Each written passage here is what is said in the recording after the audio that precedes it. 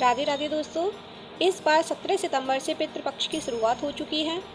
इन दिनों अपने पूर्वजों को याद करके उनके नाम से पूजा पाठ, अनुष्ठान और तर्पण किया जाता है।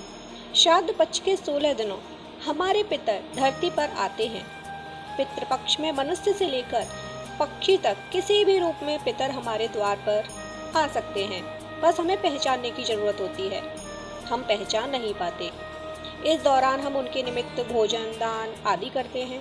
उनको तृप्त करने के लिए श्रद्धा भाव से श्राद्ध करते हैं। किस तरह जोगे और भोगे के पितरों ने तृप्त होकर जोगे और भोगे में से किसको आशीर्वाद दिया, इस कथा में सुनते हैं।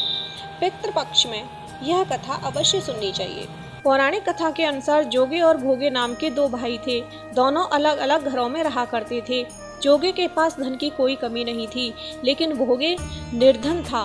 दोनों भाई एक दूसरे से बहुत प्रेम करते थे, लेकिन जोगे की पत्नी को धन का अभिमान था, तो वहीं भोगे की पत्नी सुशील और शांत स्वभाव की थी। जब पितृपक्ष आने पर जोगे की पत्नी ने उससे पितरों का श्राद्ध करने के लिए कहा, तो जोगे इसे व्यर्थ का कार्य समझकर टालने की कोशिश की। लेकिन जोगे की पत्नी केवल अपनी शान दिखाने के लिए श्राद्ध का कार्यक्रम रखना चाहती थी, ताकि वह अपने मायके पक्ष के लोगों को बुलाकर दावत कर सके।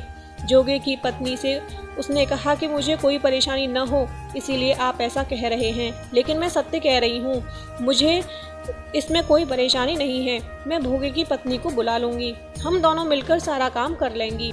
दूसरे दिन भोगे की पत्नी सुबह आकर सारा कार्य कराने लगी। उसने अनेक पकवान बनाए। फिर सभी काम निपटाने के बाद वह अपने घर वापस आई, क्योंकि उसे भी पितरों का तर्पण करना था। जब पितर भूमि पर उतरे, तब वे जोगे के यहाँ देखने गए कि उसके ससुराल पक्ष के सभी लोग भोजन पर जुटे हुए हैं। वहाँ ये सब देखकर वे बहुत निराश हुए।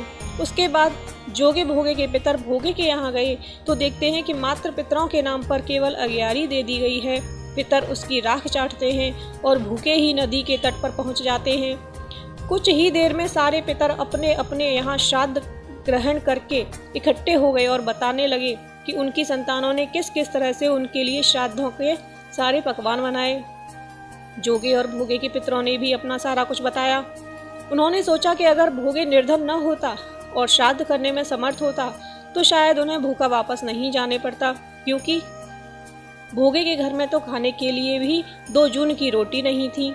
ये सारी बातें सोचकर पितरों को भोगे पर दया आ गई।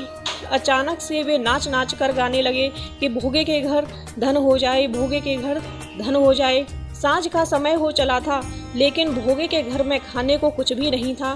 उसके बच्चे भूखे थे। बच्चों ने अपनी माँ से कहा कि भूख लगी है।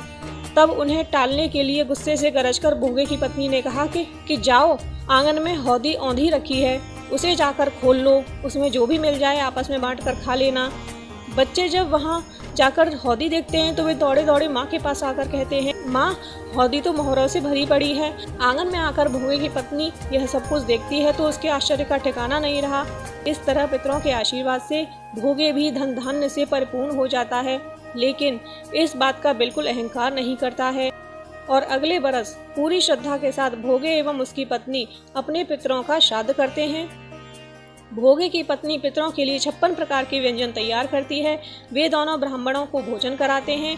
अपने जेठ जेठानी को बुलाकर सम्मान के साथ सोने और चांदी के बर्तनों में भोजन कराते हैं।